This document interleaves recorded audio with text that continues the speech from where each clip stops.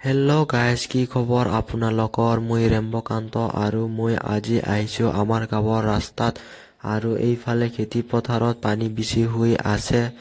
আজি ৰাতিৰ 2মান বজাৰ পৰা বৰষুণ পৰি থকাৰ কাৰণে আৰু বাৰিষা কালতো বৰষুণ পৰেই আৰু এইফালে আমাৰ গাঁৱৰ ৰাস্তা এতিয়া বৰষুণ পৰাৰ কাৰণে বোকা হৈ আছে আৰু যেতিয়া খৰালি কাল আহিব তেতিয়াই দোলা হয়। আৰু এইফালে পানী বেছি হৈ আছে আৰু এতিয়া বৰষুণ পৰাৰ কাৰণে গছ-গছনিবোৰ সেউজীয়া হৈ পৰিল, দেখিবলৈও ধুনীয়া। আৰু এইফালে ভিউ চাওক, একদম মজা। আৰু আমাৰ গাঁৱৰ মানুহসকলে মাছ তুলি আছে জালেদি।